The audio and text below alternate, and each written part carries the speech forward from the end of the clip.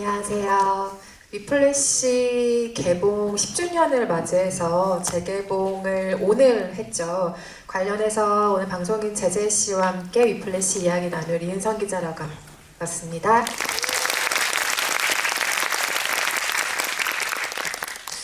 오늘 위플래시의 재개봉을 기념한 관객과의 대화이기도 하고 AKA 문명특급 방청 신청을 받은 것 같은 느낌으로 제가 좀 진행을 하게 될 것 같은데요. 제재씨 입장하실 때 큰 박수 부탁드리겠습니다. 제재씨 모시겠습니다.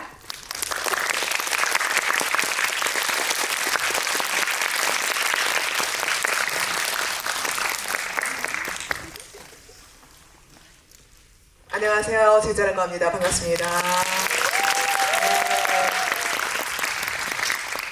낭만걸 반가워요. 네, 낭만걸 제재라고 합니다. 오늘 또 낭만걸답게 몸에서 네. 뗄 수 없는 소품을 또 가지고 오셨네요. 예, 제가 요새 아시는 분은 아시겠지만 드럼을 치기 시작했거든요.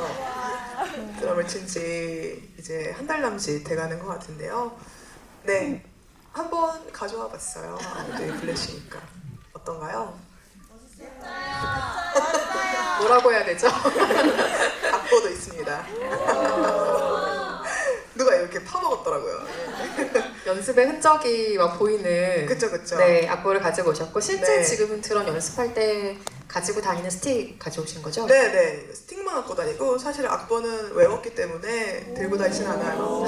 소품으로 오늘 한번 가져와 봤어요. 마치 위플래시를 외운 앤드류처럼 그쵸. 네. 우리 테너 씨 자리를 제가 뺏을 수 있었던 것처럼. 네, 저희가 인사도 하기 전에 입이 튀어버렸는데 네. 오늘 오신 관객 여러분께 일단 인사 네. 말씀 먼저 부탁드리겠습니다. 네, 다시 한번 인사드릴게요. 오늘 위플래시 GV 함께하게 된 제재라고 합니다. 반갑습니다, 여러분들. 네. 영화로 관객과의 대화 자리에 나서는 건 처음은 아니시죠? 어색한 자리는 아닐 것 같아요. 네, 저는 조예가 깊은 건 아니지만 어쨌든 영화를 종종 가끔 보는 걸 좋아하기도 하고 GV도 몇 번 해보긴 했어요. 예전에 이제 톰보이라든가 네, 타오르는 연인의 초상이라든가 이런 것들을 해봤는데 그때의 그 분위기와 이 관객분들과의 어떤 소통, 영화 끝나고 나서 사실 영화는 영화에 대해서 이야기를 할 때 그 영화가 가진 가치가 생긴다고 생각을 하는 사람이라서 이런 자리를 되게 좋아합니다. 그래서 오늘도 되게 좀 기대를 하면서 왔고 오늘은 또 관객분들이랑 어떤 이야기를 나눌 수 있을까 네, 설레는 마음으로 이렇게 발걸음하게 됐습니다. 살짝 울리는 건 저만 느낀 거예요. 아니에요. 괜찮죠? 저희가 관객석에서는 없는 하울링이 저는 지금 들려요. 그죠. 네. 살짝 조금 시차가 음악의 시차가 지금 음성의 시차가 있어서 네. 만약에 조금 저희가 말이 살짝 좀 길어진다거나 딜레이 된다거나 좀 양해를 부탁드릴게요. 네. 이게 적응하는데 시간이 조금 네. 걸려요. 저도 네. 이관에 들어오면 항상 긴장을 좀 하는데 네. 네, 지금 저희는 돌림 노래 부르듯이 이야기를 하고 맞아요. 있거든요. 네. 돌림 자꾸 누가 저를 따라 부르는 느낌이 좀 들어가지고 네. 저만 그런가? 관객석에만 잘 전달되고 있다고 하면 네, 그죠. 저희는 적응을 하면서 진행을 해보도록 하겠습니다. 알겠습니다. 미리 공지사항을 간단하게 드릴 내용들이 있는데요. 오늘 네. 지금 배급사에서 메이킹 영상을 촬영하고 있는데 관객 여러분의 얼굴이 등장하거나 하는 것은 아니고 그냥 스케치용의 영상 촬영이 지금 진행되고 있다는 점을 사전에 말씀드리고요. 그리고 저희가 대화를 나누고 이후에 관객 여러분의 질문을 같이 함께 소화하는 시간을 가질 텐데 오늘 저희가 위플래시 굿즈로 위플래시 포스터가 새겨진 티셔츠 5개를 준비를 했습니다. 너무 예쁘더라고요. 네, 그래서 빠르게 손들어 주시는 분, 지금 아니고요. 이따가 관객 질문을 받는 시간에 손들어 주시는 분들께 선착순으로 질문을 받고 티셔츠를 선물로 드리도록 하겠습니다. 네. 위플래시 과거에 이미 보시고 이번에 다시 보신 분들도 많으실 것 같고요. 이번에 이 영화를 처음 접하는 분들도 계실 것 같아요. 혹시 이 관에 이번에 이 영화를 처음 본 분이 계신가요? 상당수가 처음 보셨군요. 이거 좀 저도 의외의 당연히- 결과인데요? 당연히 제 관람이실 줄 알았는데 네. 이게 생각보다 조금 10년이라는 시간이 그러게요. 아, 지금 거의 말문이 반 이상이 막히는. 처음 보시는 것 같은데요? 오, 저도 지금 예상 밖의 결과라서 살짝 놀랐어요. 뭔가 더 약간 책임감 있는 그러게요. 이 네. 영화를 이제 막 소화하시는 분들 앞에서 지금 이 영화 얘기를 하려니까 조금 떨리기도 하는데요. 네. 어쨌든 그 처음에 개봉했을 때 상황을 아주 간략하게만 이야기를 드리면 2015년에 87회 아카데미 시상식에서 나무조연상 그리고 편집상, 음향 믹싱상을 수상한 작품이고요. 2024년에 북미에서 제작 10주년을 기념한 재개봉이 먼저 이루어졌었어요. 그래서 오프닝 스코어로 57만 달러로 영화가 다시 벌어들이게 되는데요. 나중에는 90만 달러가 넘는 재개봉 수입을 올리게 됐습니다. 근데 이게 얼마나 대단한 기록이냐면 이 영화를 만든 전체 예산이 300만 달러밖에 안 돼요. 그러니까 저 찾아봤잖아요. 그게 한 40억대더라고요 하나로. 네. 그러니까 제작비가 그 그렇죠. 정도인데 네. 그 당시에 12배의 어떤 네. 수익을 올리셨다. 5천만 달러가 넘는 수입을 결과적으로 올리게 됐죠. 너무 이후에 이제 부럽죠. 오스카까지 사로잡은 영화가 됐는데, 그러니까 저예산 독립영화의 하나의 긍정적인 롤모델을 10년 전에 제시했던 영화라고 일단 이야기할 수 있을 것 같고요. 10주년 재개봉에서도 이게 반향이 있었다는 것은 지속적인 영향력을 그만큼 가진 작품이었기에 가능한 것이 아니었을까 싶어요. 2013년에 단편으로 먼저 만들어졌던 작품이고 이때도 J.K. 시몬스 역의 플래처 교수를 연기한 배우는 그때도 똑같이 역할로 출연을 했었고요. 네. 이것을 장편으로 19일 만에 촬영을 한 것이 오늘 보신 리플래시라는 그러니까요. 영화입니다. 아니 가성비가 이렇게 좋을 수 있나요? 그러니까요. 19일 만에 10년 동안 지금 네. 와 이렇게 하나 뽑는데 19일 안에 와, 등장하죠. 진짜 롤모델입니다 정말로. 하지만 뭐 부러워할 것만은 아닌 것이 네. 촬영 마지막 주에는 거의 하루에 15시간씩 촬영을 했었다고 해요. 야, 네. 어떻게 보면은 또 10년 전 일이라서 그렇죠. 뭐 가능한- 불가능한 스케줄이죠 네. 사실. 그리고 이 영화가 썬댄스 영화제에서 굉장한 반향을 일으켜서 이후에 오스카까지 참여하게 된 건데 썬댄스 영화제가 1월에 열리거든요. 네네. 그런데 이 영화는 촬영을 10월에 했어요. 야. 그 편집을 도대체 어떻게 했다는 얘기인가. 편집상을 받을 이유가 정말 충분한 작품이기도 합니다. 썬댄스 영화제에서 관객상과 심사위원상을 받으면서 이 영화의 긴 찬사와 영광의 역사가 시작이 된 건데요.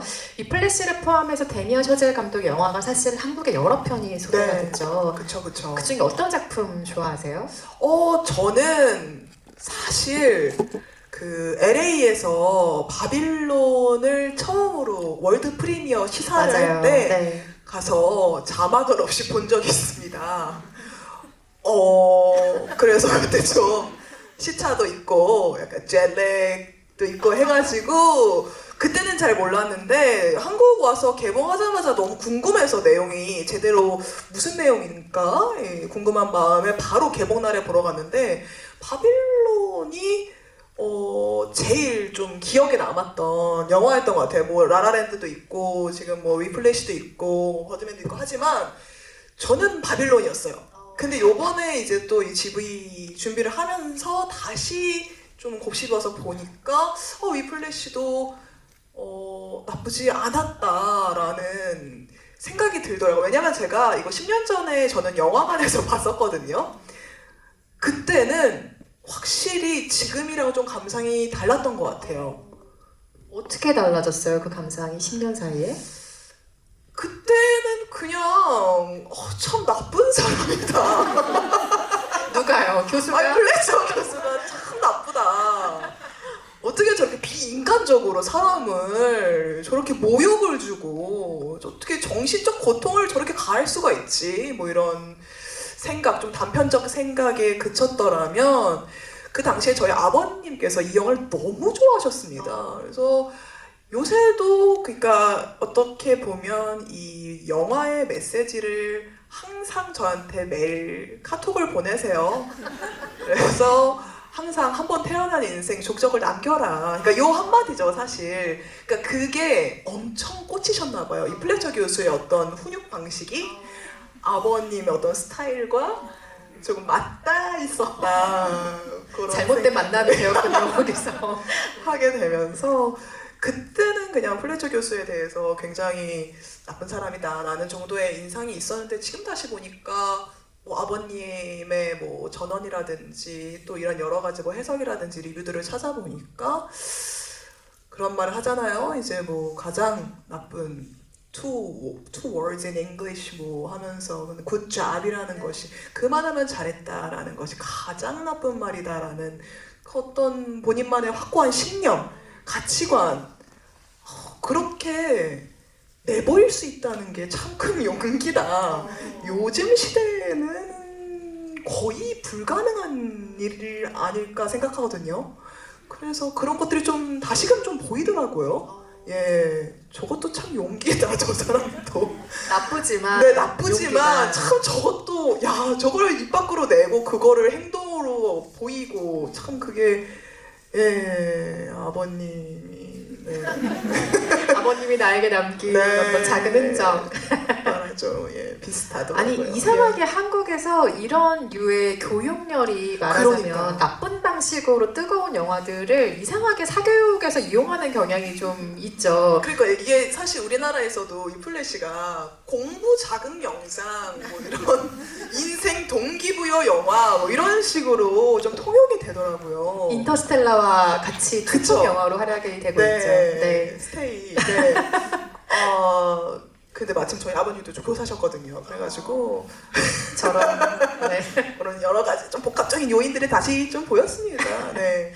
아니 안 그래도 과거에 이 영화를 처음 접했을 때와 지금 이 영화의 감상을 비교해서 어떤 점들이 달라졌을까 굉장히 궁금했어요. 저는 개인적으로는 영화를 처음 볼 때 제재님과 마찬가지로 이 플래처 교수의 인상이 너무 끔찍하고 그쵸. 무서웠기 때문에 이렇게 무자비하고 교활하고 끔찍한 사람이 조금 달리 보일까? 시간이 지나서 보면 왜냐면 마치 우리가 고길동을 이해하듯이 조금은 다르게 보일까? 뭐 이런 생각을 했었는데 그거는 저는 아니었고 고길동이 정말 좋은 사람이었다는 사실을 기도하시는 다시 한번 네, 확인하게. 재평가 당해야죠. 네, 맞아요. 그런데 저는 이번에는 말씀하신 그 용기의 측면에서 어떤 면이 이 영화에서 보였냐면 두 캐릭터가 메인인데 이 캐릭터를 진심으로 좋아하기가 어렵다는 점에서 굉장한 영화구나. 맞아요. 보통은 한 사람에게라도 호감을 조금 실어줄 여지를 남기잖아요. 저는 근데 그래도 네이먼 쪽이에요. 아 그래요? 네. 드럼스틱을 잡고 있기 때문에 아니 아무래도 그럼요. 그 얼마나 빠르게 치는 게 힘들지 아세요? 참나. 지금 모든 생각의 회로가 지금 드럼으로 가고 있는 시기군요. 그래서 심지어는 그 무대에서 들이받잖아요. 그때 어느 약간 카타르시스를 살짝 너무 이게 제가 다 스트레스를 받다 보니까 네. 사실 그 플래처 교수가 굉장히 훌륭한 뭐 지도자, 훈육자, 지휘자로 나오지만 사실 그분의 실력이 제대로 적용이 될 수는 없잖아요. 뭐 끼케야 마지막에 그 재즈 클럽에서 살짝 치는 피아노 정도잖아요. 그래서 아니, 속된 말로 본인은 뭐 얼마나 잘하길래 약간 이런 생각이 드는 거죠. 보는 내내. 그래서 와 근데 진짜 너무 극한으로 정말 치닫잖아요. 몰아붙이고 그게 한번 정말 꿈틀하듯이 지렁이가 꿈틀하듯이 저 사람 얼굴에 침을 칵 퇴해가지고 뭔가 반항하는 모먼트가 있었으면 좋겠다. 그 순간에 들이받더라고요. 레이먼이. 그래서 그게 좋았습니다.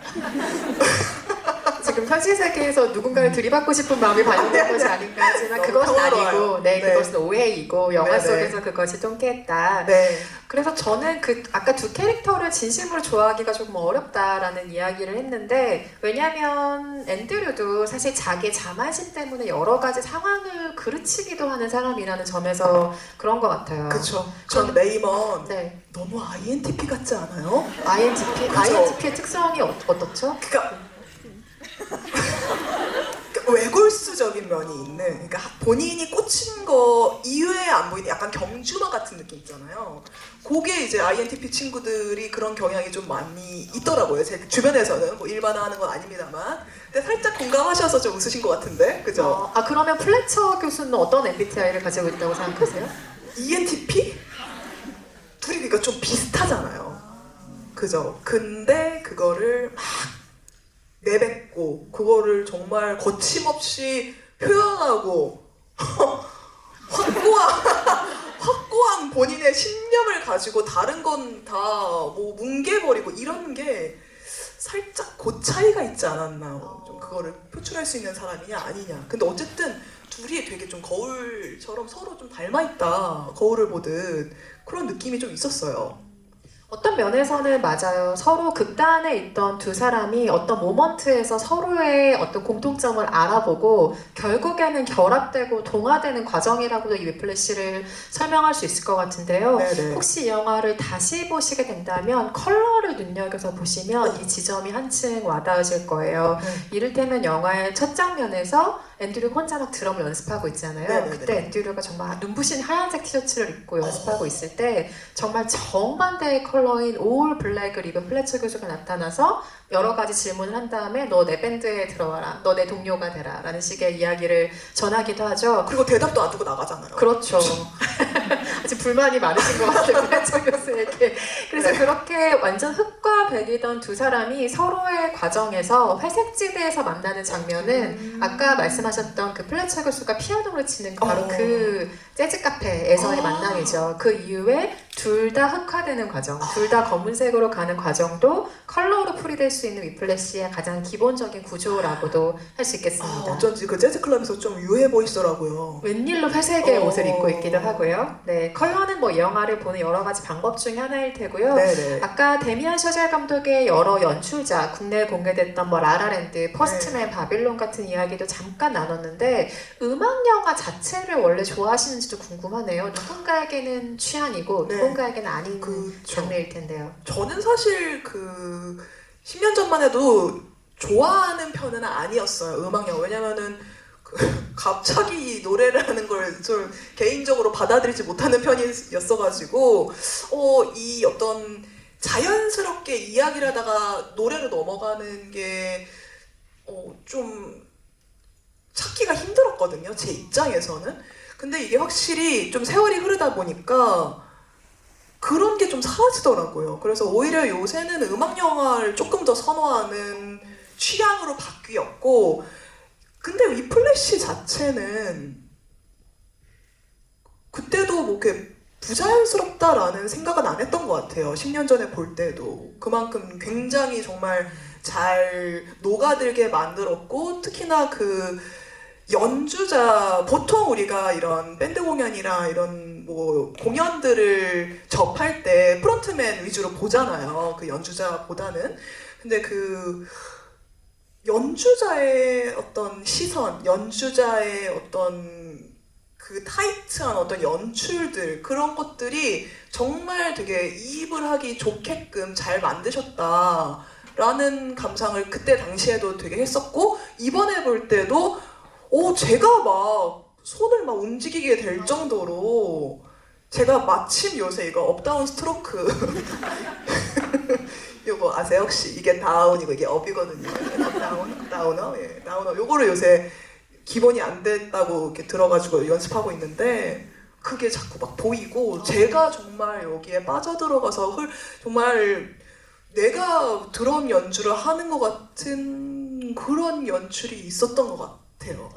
예. 10년 전에도 그게 보였지만 요즘은 또 얼마나 그게 잘 보이셨겠어요. 업다운 스트로크 너무 잘하더라고요. 너무 부럽던데요. 장르적인 매력을 아주 또 흠뻑 이번에 다시 느끼신 것 맞아요. 같더라고요. 저는 이 타악기의 리듬이라는 걸 영화를 통해서 그 매력을 완전히 확연하게 느낀 팬 중에 한 명인데, 이게 리듬이 그냥 멋지게 가는 게 아니라 주인공의 캐릭터 그리고 상황과 공명하면서 가는 그 리듬의 편집에 굉장히 감화가 되는 작품인 것 같고, 네. 말하자면 영화가 제시하는 템포 그대로를 따라가게 되는 음악의 경험이 바로 이 플래시를 보는 감흥과 일치하지 않나라는 생각을 또 하게 됩니다. Not quite my tempo.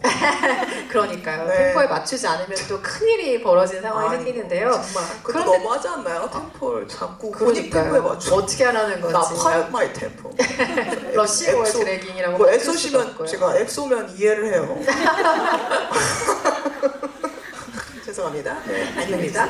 그런데 또 이 점은 우리가 생각해 볼 수가 없지 않아요. 데미안 셔젤 감독은 왜 여러 악기 중에 드럼을 하필이면 주목하게 됐을까? 아무래도 제일 어려우니까요. 밴드 그거 제가 팀에서 자신 있게 말할 수 있습니다. 제일 어려워요. 어렵다고요. 남정수 밴드를 통해서 그 어려움을 더 파악하고 네. 계셨기 때문이겠죠? 저는 콘텐츠를 통해서도 말씀을 드렸지만 저는 이 위에만 봐서 팔로만 하는 정말 진짜 팔로 하는 타악인 줄 알았는데 발까지 이게 써야 되고 그리고 박자를 셋이 다 틀려도 나 혼자 나만의 길을 가면서 그 중심을 잡아줘야 되고 그러면서 한 번 틀리면 진짜 대박 크게 티나고 그런 것들이 그리고 가장 그 뭐라 해야 되죠? 근력과 뭔가 체력을 좀 많이 요하는 하여간에 제일 어려운 악기다. 근지구력 및 정말 정신력과 여러 가지 좀 요하는 그런 사항들이 많아서 요거를 좀 선택하지 않으셨을까라는 생각이 들어요. 보이기에도 제일 뭔가 역동적이고 그렇잖아요. 몰아붙이기에도 되게 좀 이렇게 그림적으로 뭔가 이렇게 완성도가 있고 하니까 그죠? 화려하기도 하고 동작이. 네. 그러니까요.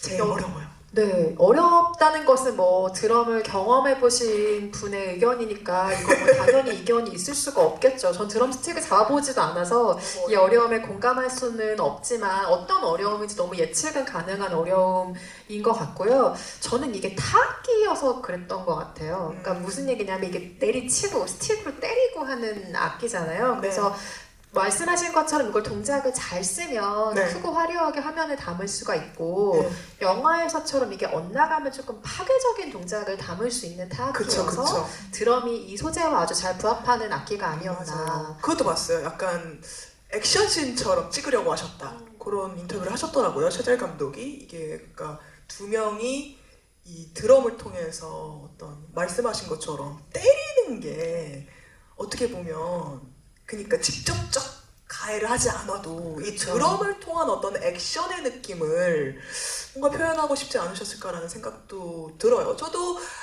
가끔 드럼 앞에 있으면 이런 리듬으로 말을 하게 되더라고요. 약간 드럼 얘기를 할 때 목소리 톤이 달라지시는 것 같아요. 약간 다른 인격이 살짝 들어오는 것 같은. 이러고 나중에 못 치면 큰일인데. 어쨌든 그렇습니다. 재밌어요. 액션 영화라는 단어도 나왔지만 저는 이 영화를 보고 가장 먼저 떠올린 장르는 스포츠 영화였어요. 그러니까 스포츠 선수를 훈련하는 코치와 선수의 관계성 같은 것이 이 영화에 굉장히 고전적인 구조로 들어있는데 우리가 스포츠 영화를 생각하면 꼭 나오는 몇 가지 장치가 있잖아요. 반짝이는 젊은 사람, 하지만 아직은 세상에 발견되지 않은 누군가의 재능이 있고 노장의 코치가 있죠. 그래서 이 둘이 함께하는 상승과 하락의 기운이 막 있다가 피할 수 없는 대가가 주어지기도 하고 그리고 그 영화의 구조의 항상 마지막에는 피할 수 없는 시즌의 파이널 매치 같은 것이 있는 게 전통적인 스포츠 영화의 구조인데요. 일부 장면은 이 영화 그런 식으로 편집이 됐다는 생각도 들고 최근에 제가 루카 구아다니노 감독의 챌린저스를 보면서 한 생각인데 거기서는 테니스를 중심으로 해서 관계를 계속 넘기고 주고받는 연출을 보여주잖아요. 여기서도 공이 넘어가듯이 그 드럼스틱과 지휘라는 상대방의 행동들을 넘어가면서 공을 치고받는 듯한 그 스포츠 경기를 보는 듯한 박진감으로 이 영화를 만들었던 게 위플래시를 우리가 긴장하면서 혹은 정말 박진감 넘치게 관람할 수밖에 없는 구조적인 특성을 가지고 있다라는 생각이 들기도 했고 그러나 거기에서 어떤 고양감을 우리가 얻는다기보다는 사실은 경고를 얻게 되는 영화이기도 하죠. 그러니까 스포츠 영화라면 그 성취를 축하하고 박수받는 엔딩이 너무 당연한 거잖아요. 그런데 그게 아니라 우린 이 영화를 통해서 야망의 대가가 무엇인가 그리고 성공을 향한 집착 때문에 눈 감게 하는 학대가 어떤 일까지 할 수 있는가를 사실은 이 영화를 통해서 볼 수 있는 것 같아요. 너무 과했죠. 근데 이전에 혹시 감독이 드럼을 친 경험이 있다는 사실 혹시 알고 계시나요? 네, 고등학교 때 밴드 하셨다고 알고 있어요. 그러다가 맞아요. 하버드를 가셨다고. 맞아요. 늘 어쩔 수 없이 학력이 따라붙는 감독이기도 한데 뉴저지주의 프린스턴 고등학교에 재학 당시에 감독이 밴드 재즈 드러머로 활약을 했었고 실제로 2000년대 하버드 대학에 진학한 이후에도 계속 취미로 드럼을 잡았다고 하는데요. 연습하는 동안 마치 제재님처럼 불안과 스트레스를 안겼던 그 담당 교사에게 영감을 얻어서 쓴 시나리오가 바로 이 플랫입니다. 여기서 왜 트럭에 치여도 대회에 나가는 장면이 나오는데 그게 감독의 실제 경험담 영화이기도 한데요. 이후에 영화 개봉했을 때 그 선생님은 이 정도로 악독하진 않았다. 이 정도로 악마는 아니었지만 내 안에 있는 어떤 상상력이 그쵸. 이런 교수의 모습을 만들게 했다라는 인터뷰를 하기도 했죠. 그래서 그때 당시에 실제로 감독이 정말 매일매일 불안하고 매일 스트레스를 받았대요. 그래서 주변 친구들에게 가장 많이 드럼을 칠 당시 했던 말이 너희들의 인생이 얼마나 쉬운지 모를 거야. 너희의 인생에 리허설이 없으니까 라는 말을 정말 많이 했다고 많이 해요. 꼬여 계셨네. 예. 그래서 그때 가르치는 사람의 인정을 받는 게 일종의 명예이자 무엇보다 중요했던 경험이 반영된 영화라는 이야기를 하기도 했습니다. 그거 진짜 사고 당하고 또 가셨네. 네, 그것도 본인의 경험이라는 이야기를 하기도 했죠. 그런데 이 주인공 두 사람의 관계성이 진짜 독특하잖아요. 네. 가학과 피학의 관계이기도 네. 하고, 그리고 실제로 플래처를 만난 이후에 앤드류가 변화를 겪는단 말이죠. 그쵸, 그쵸. 이걸 어떻게 받아들이셨어요? 자연스러운 변화라고 보셨어요? 아무래도 INTP죠. 면모가 있는 앤드류 네이먼에게는 좀 자연스러운 흐름이지 않았나 싶은데 사실 저도 사실 이렇게 뭐 플래셔 교수가 참 너무했네, 비인간적이네, 모욕감 이렇게 다들 있는 데서 주면 어떡하니 막 이렇게 막 말을 하지만 그 대사 나오잖아요. 우리 네이먼이 가족들이랑 모였을 때 34살까지 찰리 파커가 뭐 술과 마약에 쪄들었다가 이렇게 죽은 그런 사람이 내 아들이 안 그랬으면 좋겠다라고 아버님이 말을 하니까 바로 그냥 쏘아붙이면서 네이먼이 34살까지 그렇게 살다가 영원히 사람들 입에서 오르내리락 하면서 회자되는 것이 90살까지 재미없게 부자로 살다가 시시하게 늙어 죽어가지고 아무한테나 얘기도 안 되는 것보다 훨씬 나아요. 이러고 갑자기 막 박차다. 우리나라 명절 약간 느낌도 나고 상 없고 나가는 예. 네. 그런 게 나오는데 사실 저도 아버지가 그런 신념을 어릴 때부터 굉장히 많이 말씀을 하셔가지고 알게 모르게 굳이 그렇긴 하지 이런 생각을 하게 되는 거예요. 어떠세요? 어떤 편이세요? 34살에 단명을 하지만 그래도 이름이 길이길이 남는 게 좋으세요? 아니면은 90살까지 평화롭고 재밌게 살다가 하지만 저희가 관객 여러분의 이야기를 다 들어볼 수는 없으니 제재님의 경우에는 그럼 전자에 조금 더 마음이 기울었던 젊은 그러니까 시절이었나요? 그게 고민이 되는 거예요. 그러니까 플래처 교수를 욕하면서도 정말 너무한다. 진짜 어떻게 사람이 저러냐 하면서도 근데 나라도 어쨌든 최고의 뮤지션 이 영화 시작한 거 돼보고 싶긴 할 것 같다. 그래서 내 스스로 내 발로 저 사람 밑에 들어갈 수도 있을 것 같은데 라는 생각이 드는 거예요. 나의 한계를 정말 경험하기 위해서 극복하기 뛰어넘기 위해서. 너무 무서워요. 근데 그런 거 조금씩 있지 않으세요? 약간 그런 생각이 들더라고요. 고민이 되더라고요. 아직도 좀 고민돼요. 둘 중에 어떤 선택지가 나은 건지. 저는 제 인생에 야망이라는 게 한 번도 없었어서 그리고 앞으로도 아마 없을 예정이라 그래요? 저는 이 관계가 사실 예전도 그렇고 지금도 그렇고 저렇게까지 극단으로 가면서까지 몰아붙이는 무언가가 이해는 되진 않아요. 하지만 마음 안에 저의 되게 어두운 부분 중에 하나는 네. 저렇게 해보고 싶은 제가 있긴 한 것 같아요. 한 번쯤은 인생의 무언가에는. 근데 그걸 아직 못 만났고 안 만나기를 바라요. 이렇게까지 되고 싶지 않기 때문에. 근데 또 어떤 사람의 의견은 다를 수 있겠죠. 그러니까요. 플래저 교수한테 일주일 동안 레슨 받아볼 수 있는 기회가 생기면 받으실 거예요? 전 전혀. 저는 일주일 정도는 받아볼 것 같아요. 싱글즈가 머리 위로 날아와도 의자가 내 목에 되게 작아요. 예상했죠. 근데 제재님의 긍정적인 면이 있는 사람이라면 또 이 관계가 다르게 풀릴 수도 있겠네요. 앤드류가 어두운 사람이라 저는 이 사태가 일어난 지점에 어떤 원인이 조금은 있다고 생각도 하거든요. 그러니까 어떤 저도 면에서는. 앉을 자신이 있는 것 같아요. 기에서 안 눌릴 자신이 있어서 한번 받아보고 싶다. 그런 생각을 해서 우리 네이먼도 네. 아마 그런 어떤 그 강한 내면적인 어떤 에너지가 있었던 친구가 아닐까 그런 네. 생각이 들어요. 네, 다른 방식의 어떤 네. 도끼를 정말 보여준 인물이기도 하죠.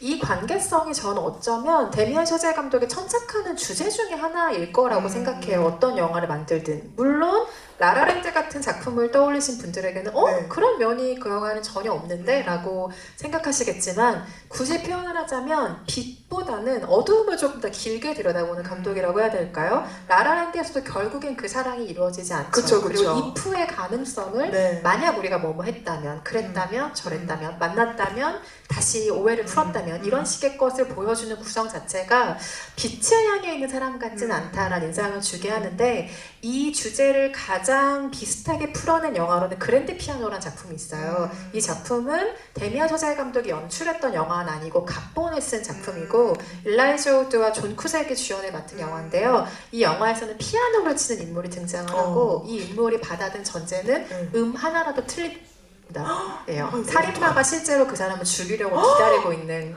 설정이고요. 너무 통제적이신 것 같아요. 너무 무섭죠. 그래서 네. 스승이 작곡한 라신케트라는 음을 완벽하게 연주하지 못한 트라우마로 5년간 연주하지 못했던 사람이 다시 무대 위에 오르는데 어쩐 일로 내게 그 악보가 전달이 되는 거예요. 그래서 그 악보로 완벽하게 연주해야만 나도 살고 내 아내도 살게 되는 아내까지? 네, 정말 절체절명의 순간을 그 무대 위에서 경험하게 되는 사람의 이야기를 각본으로 쓴 바 있는데요. 셔젤 감독님 고등학교 밴드 시절 때 기억이 네. 그 약간 안 좋으신가요? 무언가가 강렬한 기억으로 그러니까요. 남아 있나 보죠. 그래서 흡입을 세게 받으셨나 봐요. 그래서 결과적으로는 그 영화의 경우에는 과거로 대변되는 그 스승을 극복하는 이야기로 다행히 나아가긴 하는데요. 다행이네요. 여기에서도 그 조 존스가 왜 그 심벌즈를 찰리 파커에게 던져서 네네네. 성공했다 이런 식의 이야기를 네. 하기도 하잖아요. 네. 물론 이 이야기는 허구의 이야기고요. 허구예요? 네. 발에다 던졌다 이러던데. 맞아요. 신발지를 이렇게 던진, 에잇 이렇게 던진 거지만 사람을 맞으라고 던진 그러니까. 일화는 아니었던 거죠. 그래서 이것은 사실 플래처 교수가 학생들에게 정서적이고 신체적인 학대를 가할 때 모든 정당화를 제공하는 이야기이기도 하잖아요. 네. 그래서 학대와 공포를 조성하는 게 어쩌면 칭찬보다 더 확실한 동기부여가 된다고 믿는 타입은 어쩌면 데미안 셔젤 감독이 가장 어두운 면을 뭉쳐놓은 캐릭터가 아닐까 하는 짐작을 하게 만드는 설정이기도 합니다. 아닙니다. 칭찬을 해야 됩니다. 네. 여러 가지 장면들이 지금 눈앞에 떠오르는데요. 가장 인상적으로 지금 딱 떠오르는 장면은 어떤 것 꼽고 싶으세요? 너무 많은데요. 아까 말씀드린 그 가족 장면도 저는 사실 거기가 제일 좋았고요. 왜냐면 그게 저한테 가장 큰 화두와 어떤 고민거리를 던져서 그러게 둘 중에 뭐가 나을까 이렇게 아직까지도 고민하게 만드는 그런 장면이어서 좋아하고 그리고 뭐 초반에 이제 그 나소 밴드에서 이제 픽 당해가지고 여기 본인 그 우리 플리처 교수의 밴드에 가서 처음으로 뭐 버드리 씨가 여기 있네 이렇게 막 이렇게 칭찬해주다가 갑자기 또 막 의자 던지고 난리 나잖아요. 그 부분이 너무 충격적이었어서 처음 볼 때 갑자기 뺨을 때리잖아요. 근데 그거 다시 보니까 확실히 서두르고 그게 있긴 하더라고요. 박자를 잘 맞추시긴 하시더라고요. 지금 내가 서둘러서 끌었어 이렇게 물어보잖아요. 확실히 처음엔 서둘렀고 두 번째는 끄시긴 했더라고요. 그래가지고 그런 것들이 너무 좀 충격적이니까 그런 충격적인 장면들이 기억에 진짜 많이 남고 그리고 말씀하신 그 교통사고를 당했는데도 그게 말이 되나요? 전복사고인데 사실 그거를 막 그 몸을 이끌고 가가지고 피를 뚝뚝 흘리면서 그 드럼 앞에 앉는 그 어떤 강박, 집념 이게 참 한국인들도 저런 것 같다라고 좀 생각이 들면서 거기도 좀 기억에 남아요. 왜냐면은 저는 오늘도 그렇고 어디 스케줄을 갈 때 제가 운전을 해서 스케줄을 다니는데 항상 생각해요. 와 여기서 지금 접촉사고가 나면은 뭐라고 말씀드려야지. 일단 차를 두고 일단 내 몸이 가가지고 행사 참석을 해야겠지. 뭐 이런 생각을 하거든요.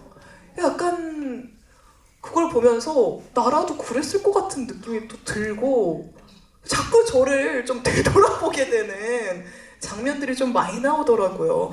그리고 뭐 그 장면뿐만이 아니라 많은 분들이 이제 얘기하는 그 결말에서의 어떤 마지막 장면 그거에 대해서 되게 해석이 많이 또 나오고 어떻게 보면 약간 열린 결말로 그렇죠. 마무리를 짓는데 거기도 지금 요번에 다시 보니까 이게 마무리가 될 걸 알고 보니까 진짜 너무 멋진 씬인 거예요.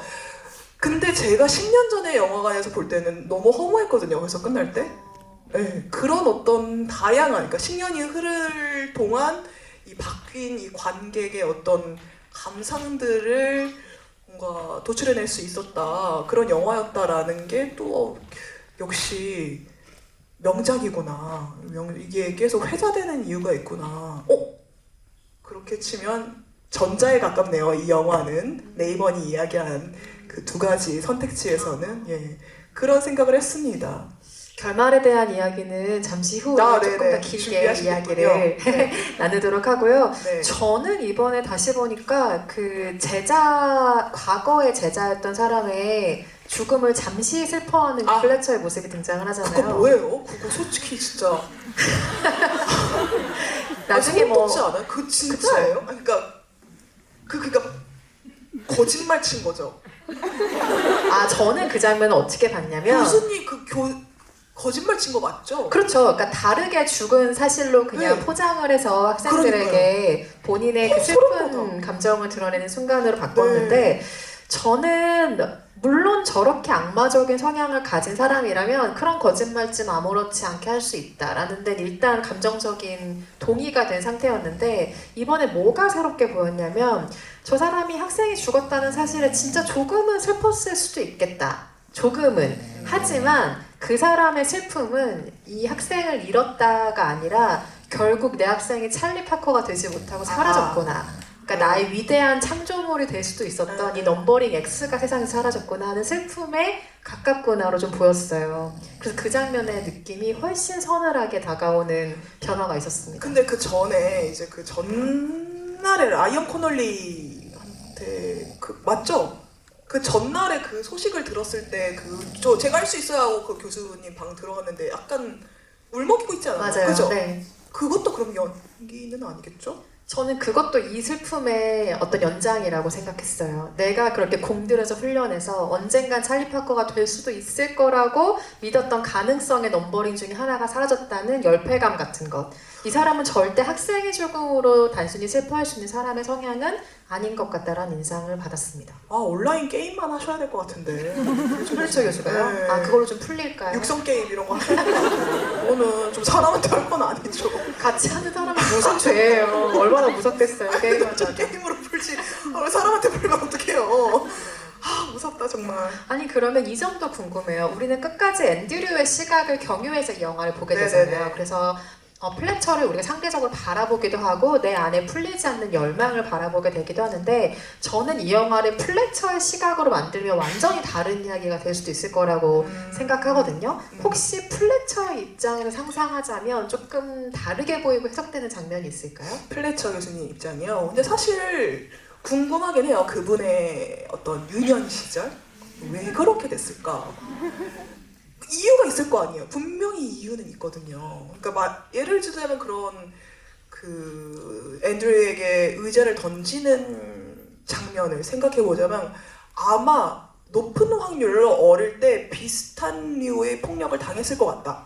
그러니까 그런 경험이 있을 것 같다라는 생각이 들더라고요. 그래서 그런 신들이 그러니까 일부는 네이먼의 어떤 시각에서 나왔다면 2부는 이 교수의 입장이 나왔더라면 해석에 좀 여지를 좀 닫는 결과가 나올 수는 있을지언정 그래도 이 인물을 이해하기에 좀 수월하지 않았을까라는 생각은 하긴 했어요. 네, 좀 궁금해요. 그걸 또 단편으로 만든다면 재밌겠네요. 네, 맞아요. 플래처 교수의 과거를. 네. 스피노프로. 맞아요. 네. 좀 덜 무섭겠죠, 그건. 제가 셔제 감독님이랑 했을 텐데. 10년 동안. 예? 20주년 기념작으로 또 네. 그런 거 하나 나오면 재밌겠다는 생각을 해보기도 하고 네. 그런데 사실 우리가 바라보는 제재는 앤드류도 아니고 플래처도 아니잖아요. 그래서 아니에요, 저. 늘 본인이 바라는 것 혹은 네. 꿈꾸는 것을 동료들과 굉장히 재미있게 아이디어를 내면서 그걸 실행해가는 사람이란 인상이 우리가 여러 프로젝트들을 통해서 네네. 보게 되는데 네. 혹시 영화 속 앤드류처럼 네. 남들이 보지 않는 사이에 본인을 극한으로 밀어본 경험도 있을까요? 앤드류처럼? 근데 저희가 말씀하신 것처럼 뭐 즐겁게 의견을 교환하면서 어떤 콘텐츠를 만들어가는 팀이다라고 이제 말씀을 해주셨는데 그렇지만은 않아요. 저희가 오히려 저희의 방식이 제가 한 번은 이제 제 3자의 다른 친구의 입장에서 피드백을 받은 적이 있는데 너무 살벌하대요. 말이 좀 심하다고 하더라고요. 그래서 제가 지금 플래처 교수에게 그런 감정을 느끼는 게 어쩌면은 동족 혐오일 수도 있겠구나 하는 생각도 들면서, 그러니까 되게 저 같은 경우에는 좀 거침없이 저도 가감없이 말하는 스타일이라서 회의를 할 때, 그리고 다 그래요. 좀 팀원들이. 그래서 그런 한계의 어떤 치닫는 방식, 뭐 안 보이는 곳에서 그런 것이 있었다 하는 것은 거의 매일의 우리 팀들의 회의가 그런 식으로 흘러간다라고 저는 생각을 하거든요. 그러면 개인의 어떤 이런 방식들의 희생이 없이는 팀 혹은 누군가의 위대한 목표에 도달하기 좀 어렵다고도 보세요? 팀워크에 뭐라고요? 그러니까 개개인의 어떤 희생이 없이는 무언가의 목표에 도달하는 게 어렵다고 생각하시는 편이에요? 그러니까 다 갖고 갈 수는 없는 것 같긴 해요. 저 아니에요, 플래처 교수.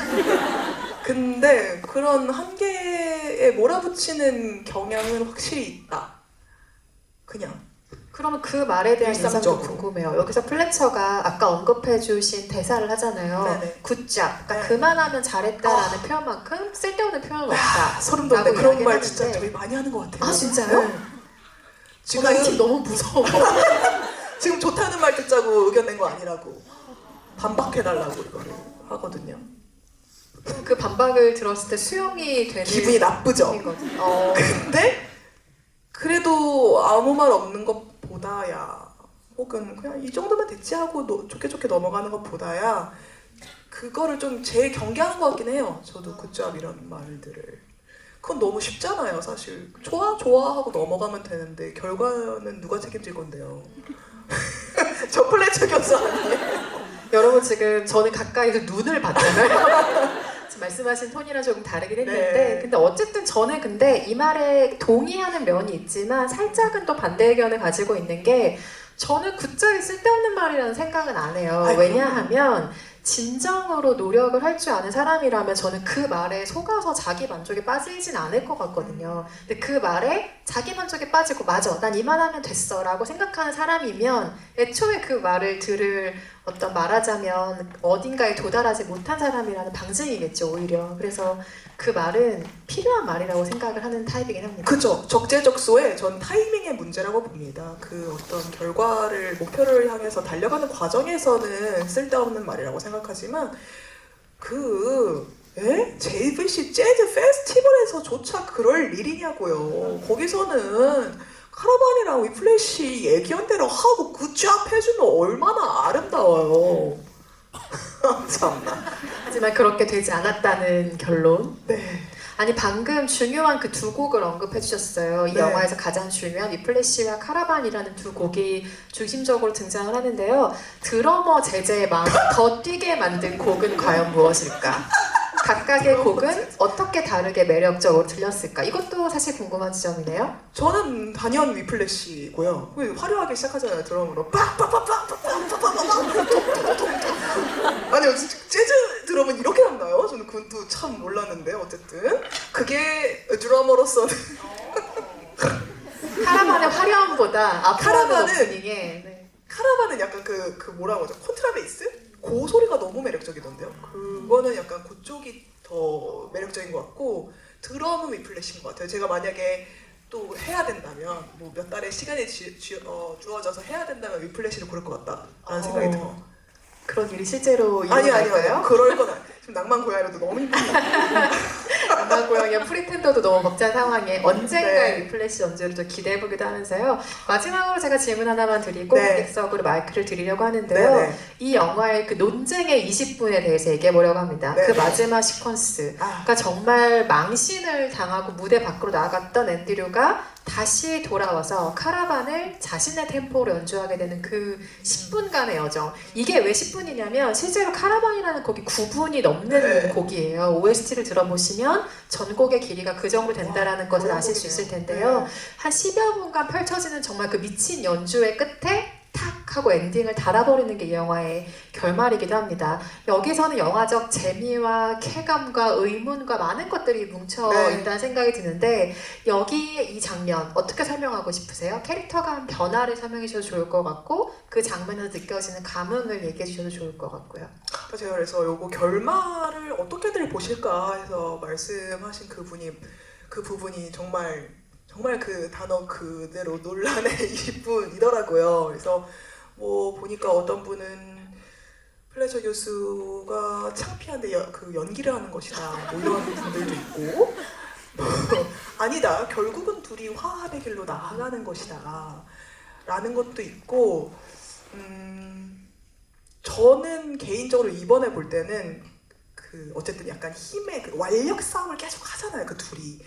거기서 저는 데미안 셔젤 감독은 또 얘기하기로는 플래처 교수가 승리를 했다 뭐 이런 식으로 얘기하신 걸 본 적이 있는데 너무 저는 네이먼의 승리라고 느꼈거든요 마지막 씬을.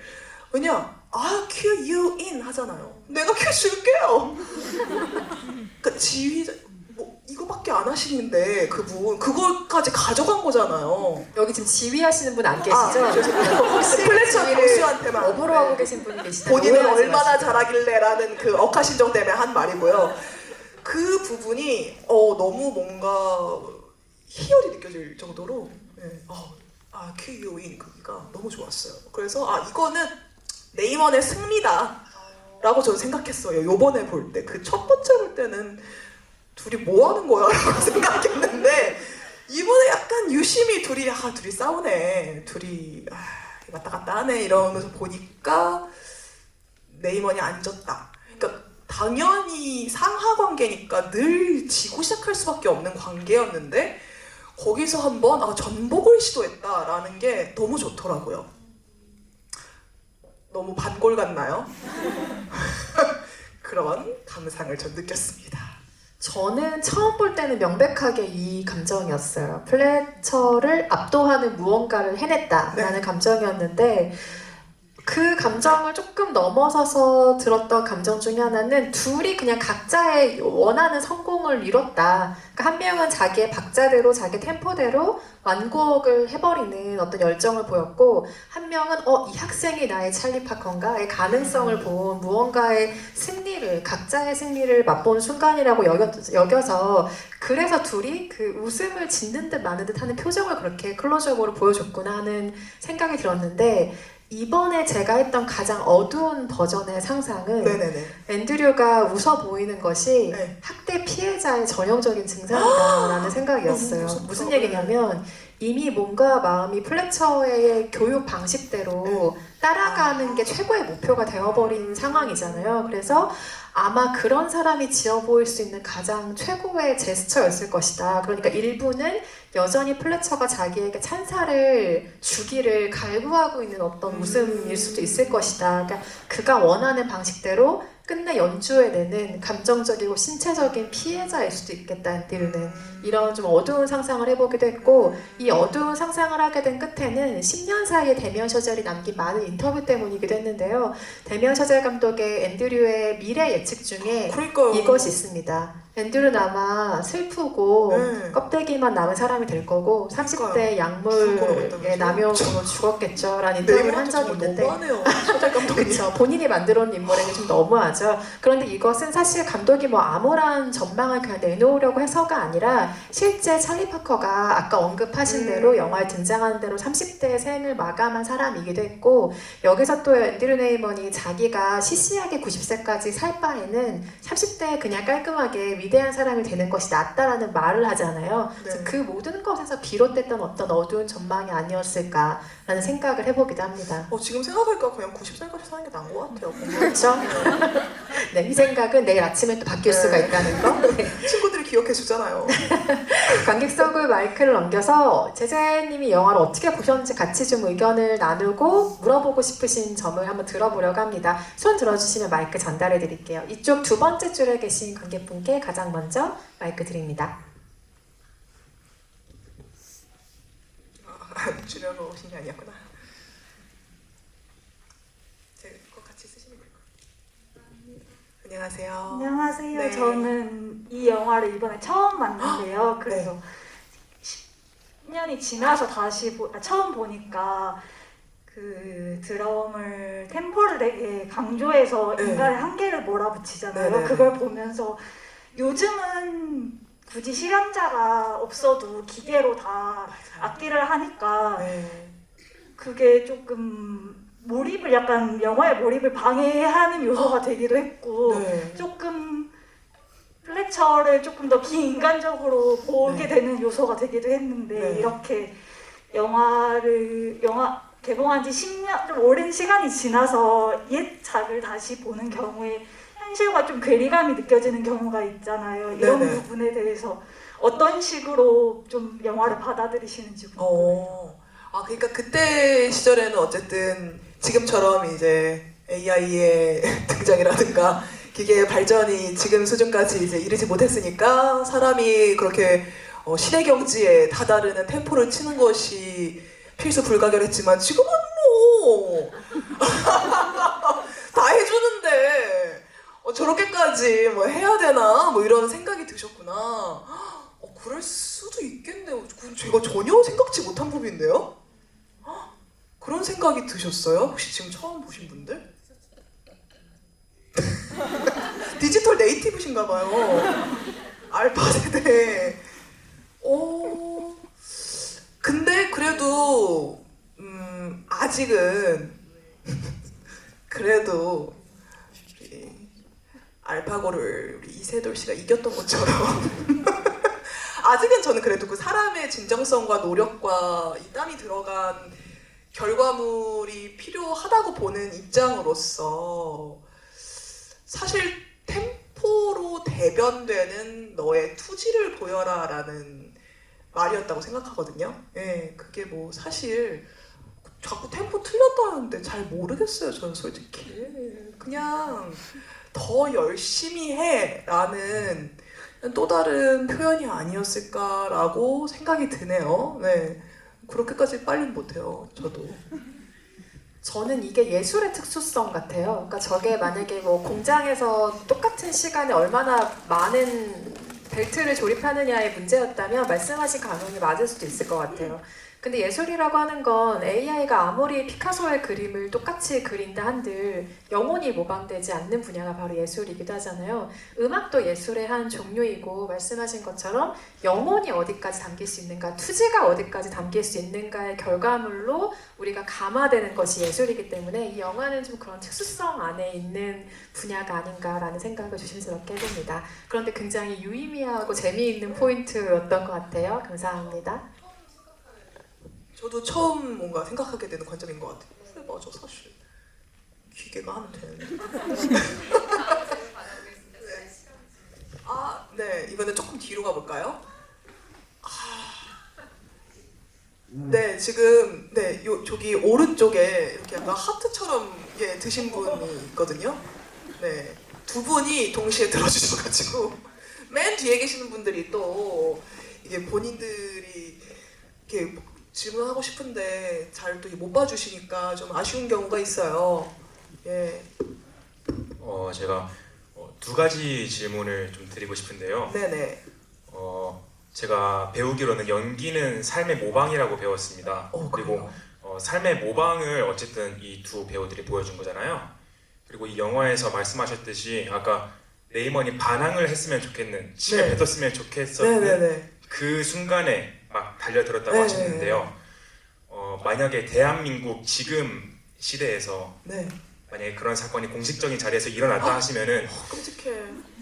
좀 가혹하다고 판단되는 그런 교육을 받은 그 학생의 우발적인 것을 좀 지지할 것인지 아니면은 가혹하게 좀 체벌까지 하면서 한 어머, 이 교사의 편을 좀 들어줄 것인지 좀 여쭤보고 싶습니다.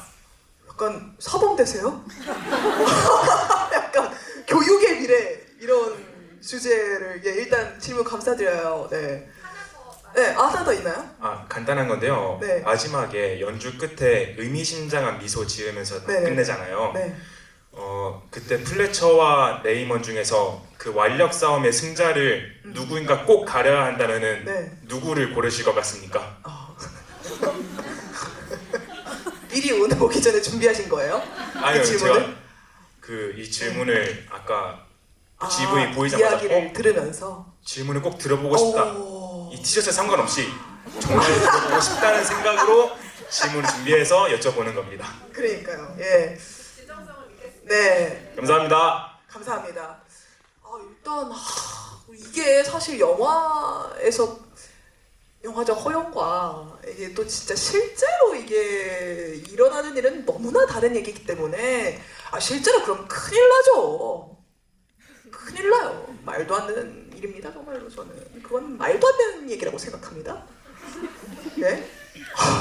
그러면 안 되죠. 그러면은 지금 시대가 어느 시대인데 그렇게 폭력적인 방식을 그것은 사제관계에서도 안 되고 안 된다고 그 정말로 저처럼 이런 영화를 보고 내가 제 발로 플래처 교수 같은 분을 막 수소문을 해서 찾아가서 사부님 받아주십시오. 제가 어떤 모욕을 받아도 그것을 견뎌내고 한 달에 견뎌보겠습니다. 이런 경우가 아닌 이상 저는 그건 어떤 경우에도 정당화될 수 없다고 생각하는 편이고요. 그리고 아까 말씀드렸듯이 저는 당연히 그 웃음에서 저는 그 순간만큼은 그러니까 셔젤 감독이 얘기했었는 그 이후에 뭐 미래는 잘 모르겠지만 그 순간만큼은 레이먼이 완력 승부에서 승리를 했다고 생각을 합니다. 보세요. 이런 느낌. 플래처 교수도 약간 속으로 살짝 당황. 저 녀석 봐라. 이런 느낌이었다고 생각을 합니다. 네. 옆에서 약간 연기대로 보고 있는 영화였죠. 네. 우리 기자님 어떻게 생각하셨어요? 제 의견을 덧붙이자면 저는 아까 말씀드렸듯이 저는 그게 플래처 교수의 승리라는 생각에 조금 더 가까운 편이긴 합니다. 그러니까 이 사람이 원하는 대로 맞춰진 무언가를 보여준 엔딩이었다는 생각이 들어요. 하지만 이건 아까도 말씀드렸다시피 암울하게 해석된 전방 중에 하나이기도 합니다. 어떤 판단도 내리지 않은 채 영화의 문을 닫은 게 바로 이 영화의 선택이고 이후의 생각들이 다양하게 나올 수 있는 게 또 이 플래시 엔딩이 가진 힘이 아닐까라는 생각이 들고요. 세 번째 질문 받아보겠습니다. 이쪽 사이드로 한번 가볼까요? 이쪽 사이드에 어떡하지? 네, 가장 끝에 계신 약간 밝은 색상 옷 입고 계신 관객분께 전달드립니다. 네, 앞에서 말씀해주신 것처럼 한국인들이 동기부여 영상으로 이 영화를 많이 본다고 해주셨는데 저는 보면서 생각했던 게 이 영화에 한국인들이 좋아하는 피, 땀, 눈물이 적절하게 사용됐다고 생각이 들었습니다. 실제로 다 나오잖아요. 네, 그렇죠. 그래서 제재님이랑 이은선 기자님이 보시기에 네. 피, 땀, 눈물 중에서 어떤 부분이 영화에서 제일 인상 깊었는지 한번 들어보고 싶습니다. 저는 너무 압도적으로 피예요. 저는 피를 잘 못 보거든요. 그게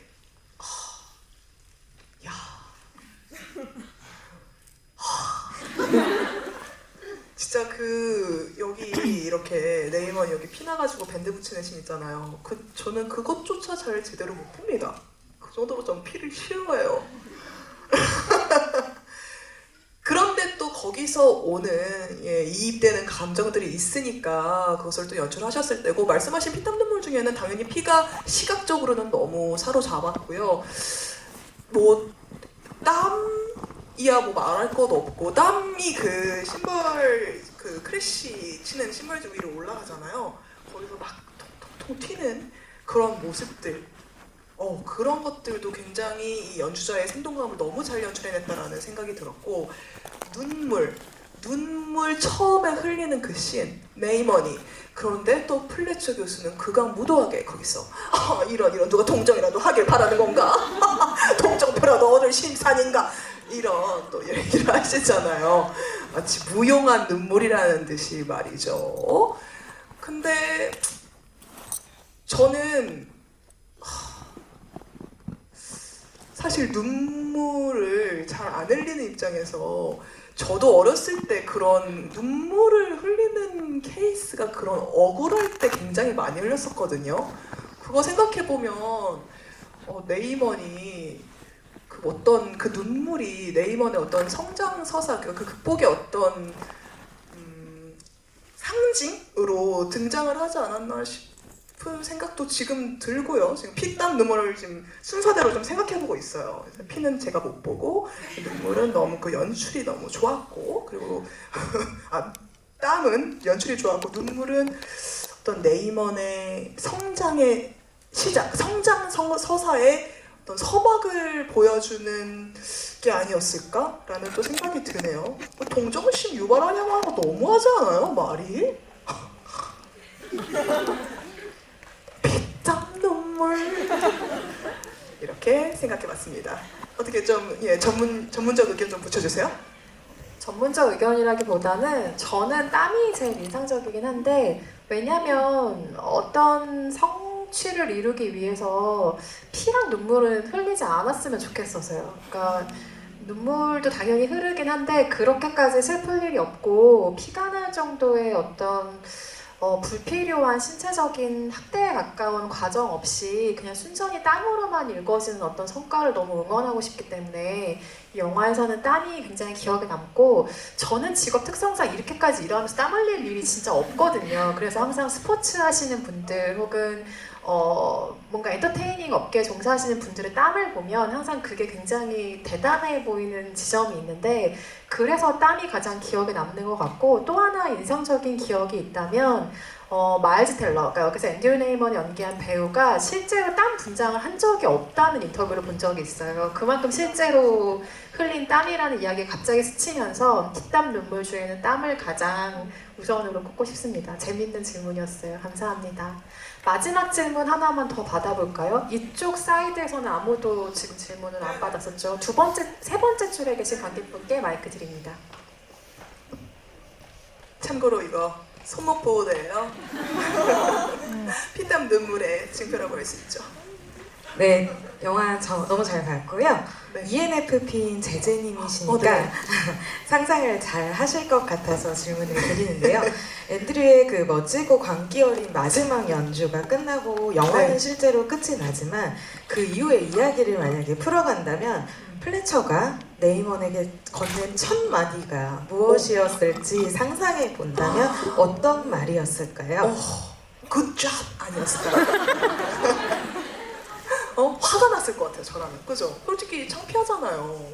대놓고 본인의, 그러니까 되게 권위가 중요하신 분인데, 대놓고 정말 그 최대의 어떤 재즈 페스티벌에서 본인의 역할을 아예 뭉개버리는 듯한 제스처, I'll kill you인 그런 것들을 본인의 무대로 만들어버리는, 그거를 하고 나서 그 여러 가지 복합적인 감정을 이제 교수님이 느끼면서, 저는 근데 좀 분한 감정이 그 직후에 좀 컸을 것 같거든요. 심지어 처음에 업스윙으로 시작한다라고 할 때도 그건 복수를 위한 거였잖아요. 내가 너인 줄 모를 줄 알았지 이러면서 하셨잖아요. 저는 그래서 뭐 일각에서는 내가 찰리 파커의 어떤 그 인재를 내가 알아봤고 이 녀석이 정말 잘했고 신덜림 연주를 보여줬구나라는 어떤 뿌듯함도 있었겠지만, 저는 실질적으로 분노가 좀 더 컸을 것 같습니다, 그분은.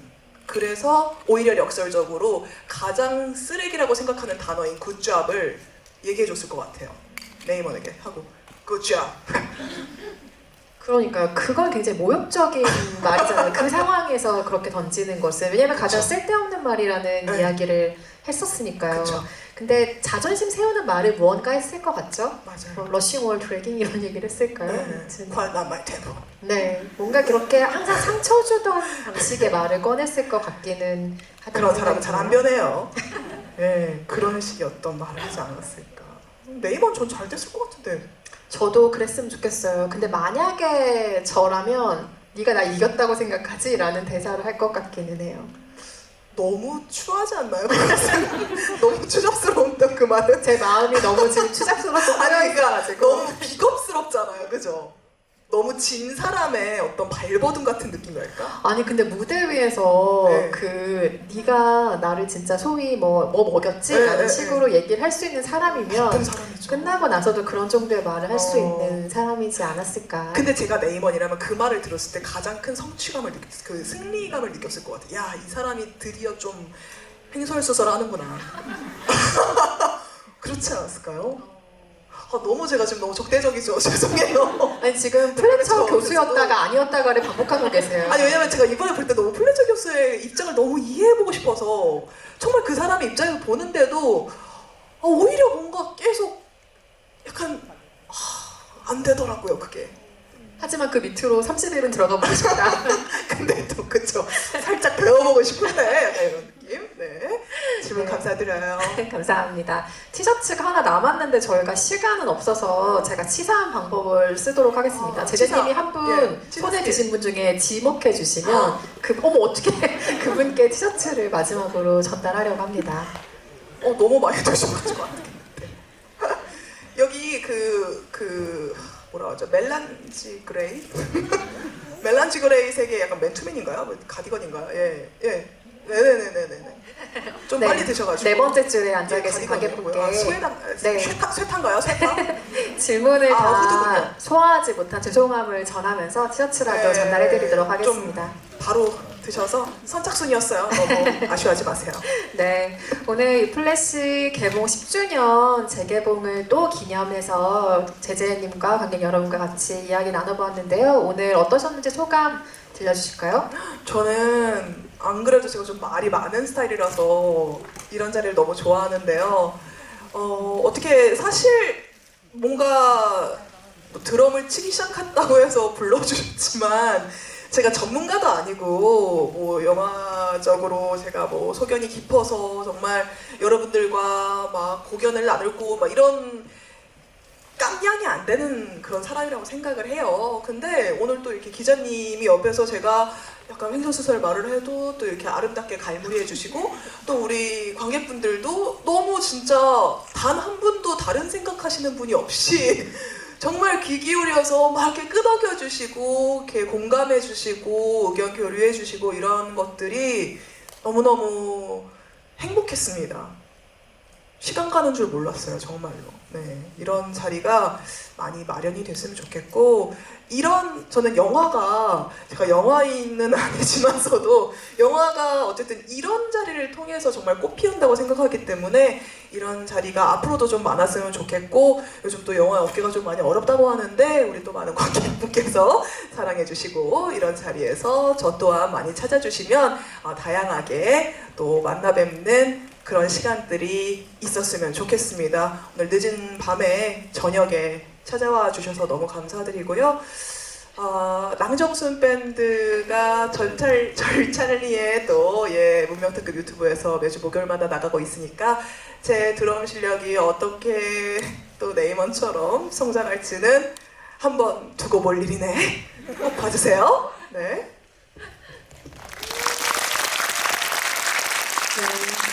안정순 밴드의 성공적인 연주도 기대하고 있겠습니다. 감사합니다. 네, 오늘 이 플래시와 함께 해주신 관객 여러분 반가웠고요. 주변에 오늘 처음 보신 분들 많으신 만큼 이 영화의 힘을 많이 알려주시고 같이 이야기 나눌 수 있는 시간을 또 만들어 주셨으면 좋겠습니다. 감사합니다.